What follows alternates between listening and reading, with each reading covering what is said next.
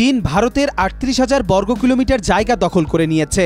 সম্প্রতি চীন দুটি নতুন জেলা প্রতিষ্ঠা করেছে, যার মধ্যে একটি ভারতের দাবি করা সেই অঞ্চলের অন্তর্ভুক্ত, যা চীন অবৈধভাবে দখল করেছে বলে ভারত দাবি করে আসছে।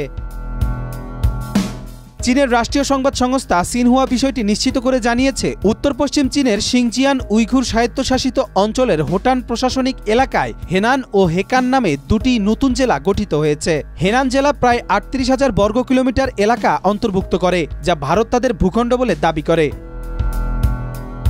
তবে চীনের এই পদক্ষেপ লক্ষ্য করলেও এখনো আনুষ্ঠানিকভাবে কোনো প্রতিক্রিয়া জানায়নি ভারত। তবে দিল্লির সূত্রে জানা গেছে, চীনের একতরফা এই সিদ্ধান্ত দুই দেশের মধ্যে সীমান্ত সমস্যার সমাধানের লক্ষ্যে চলমান আলোচনায় প্রভাব ফেলবে না।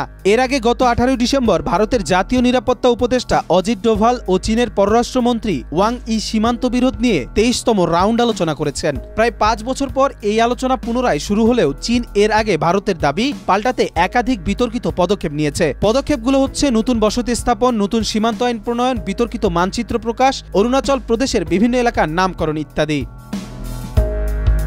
ভারত দীর্ঘদিন ধরে অভিযোগ করে আসছে যে চীন আকসাই চীনে ভারতের প্রায় ৩৮,০০০ বর্গ কিলোমিটার এলাকা দখল করেছে। ১৯৬৩ সালে পাকিস্তান সাক্সগাম উপত্যকার ৫,১৮০ বর্গ কিলোমিটার চীনের কাছে হস্তান্তর করেছিল।